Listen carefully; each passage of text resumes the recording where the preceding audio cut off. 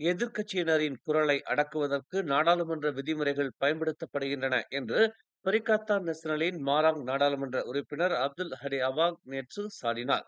நாடாளுமன்ற உறுப்பினர்கள் சுதந்திரமாக பேசுவதை தடை செய்யும் விதிகளை மறு ஆய்வு செய்ய வேண்டும் என்றும் அவர் கோரிக்கை விடுத்தார். நாடாளுமன்ற விதிமுறைகள் மறு ஆய்வு செய்யப்பட வேண்டும் என்று தாம் கேட்டுக் கொள்வதாகவும், எழுதப்பட்டதும் எழுதப்படாததுமான ஏராளமான உத்தரவுகள் உள்ளன என்றும் அவர் குறிப்பிட்டார். அரசாங்கத்தை எதிர்க்கட்சிகள் கண்டிக்கும் போது தாங்கள் அதை பற்றி பேசக்கூடாது என்று உத்தரவுகள் பிறப்பிக்கப்படுகின்றன என்று நாடாளுமன்றத்தில் அரச உரை மீதான விவாதத்தில் கலந்து கொண்டு பேசிய போது பாஸ் கட்சியின் தலைவருமான ஹரி அவாங் இவ்வாறு குறிப்பிட்டார். எதிர்க்கட்சிகளின் வசம் உள்ள தொகுதிகளுக்கு நிதி ஒதுக்கீடு வழங்குவதில் அரசாங்கம் நியாயமுடன் நடந்து கொள்ள வேண்டும் என்றும் அவர் வலியுறுத்தினார். ஜனநாயகம் என்பது அரசாங்கத்திற்கு மட்டுமானதல்ல, அது எதிர்க்கட்சிக்கும் உரியது என்று குறிப்பிட்ட அவர், தேர்தலுக்கு பிறகு அனைத்து மக்களும் சமமாக நடத்தப்பட வேண்டும் என்றும் அவர் கூறினார்.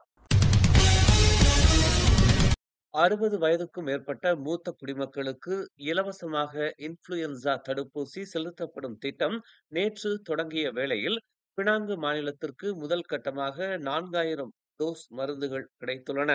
அம்மாநிலம் முழுவதும் 24 சுகாதார மையங்களுக்கு அந்த தடுப்பூசி மருந்துகள் அனுப்பப்பட்டுள்ளன.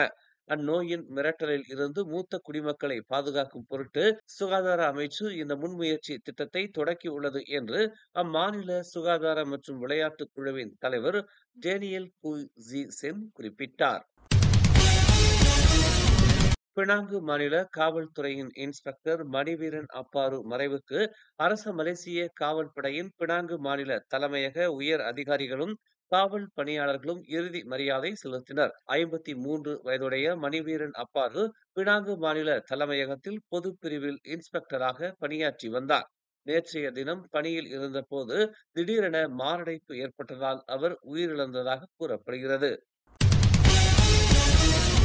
நாட்டுக்குள் 50 டன் காலி தோட்டா உரைகளை கடத்தி வந்த நபர்களை அடையாளம் காணும் பணியில் போலீசார் மும்முரமாக ஈடுபட்டுள்ளனர். மேலும் அவை எந்த நாட்டில் இருந்து தருவிக்கப்பட்டன என்பதை கண்டுபிடிப்பதற்கும் அவர்கள் முயற்சி மேற்கொண்டுள்ளனர். இதனை முறையாக விசாரிப்பதற்கு தங்களுக்கு சற்று கால அவகாசம் வழங்க வேண்டும் என்றும், போதுமான தகவல்கள் கிடைக்கப் பெற்றவுடன் அதனை பொதுமக்களுக்கு அறிவிப்பதாகவும் கூட்டரசு உள்நாட்டு பாதுகாப்பு மற்றும் பொது கட்டொழுங்கு துறையின் இயக்குனர் டத்துஸ்ரீ அஸ்மி அபு காசிம் தெரிவித்துள்ளார். கடந்த சனிக்கிழமை ஸ்லாங்கூர் தெலு பங்லிமாவில் மின்னியல் கழிவுப் பொருட்கள் தொழிற்சாலையில் கூட்டாக மேற்கொள்ளப்பட்ட சோதனை நடவடிக்கையில் அந்த தோட்டா உரைகள் கண்டுபிடிக்கப்பட்டன என்பது குறிப்பிடத்தக்கது. டிஏபி கட்சியின் மூத்த தலைவர் லிம் கிட்சாங்கின் பிறந்தநாள் விருந்தை தாம் புறக்கணித்ததாக கூறப்படுவதை பினாங்கு முதல்வர் சவுகோன் யோ நேற்று மறுத்துள்ளார். அன்றைய தினம் பலனம்பூரில் தமக்கு அதிகாரப்பூர்வ பணிகளை மேற்கொள்ள வேண்டி இருந்ததால் அந்த விருந்தில் கலந்து கொள்ள முடியாமல் போனது என்று அவர் விளக்கினார்.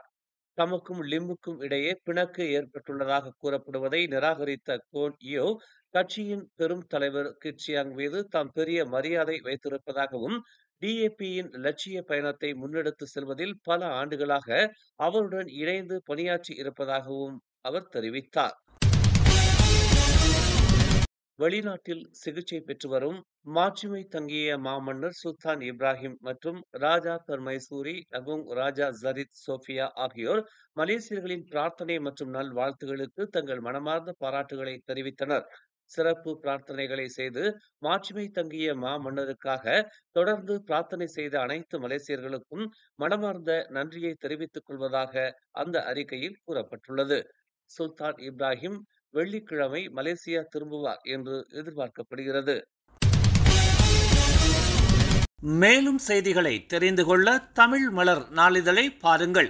உடனுக்குடன் செய்திகளை தெரிந்து கொள்ள தமிழ் மலர் இணையதளம், தமிழ் மலர் செயலி மற்றும் மலர் டிவி யூடியூப் சேனலை வலம் வாருங்கள். எங்களோடு இணைந்திருக்க மலர் டிவியை பதிவு செய்து கொள்ளுங்கள். உறவுகள் மகிழ்ந்திட விருப்பம் மற்றும் பகிர்வு சேவையை சொடுக்கிடுங்கள்.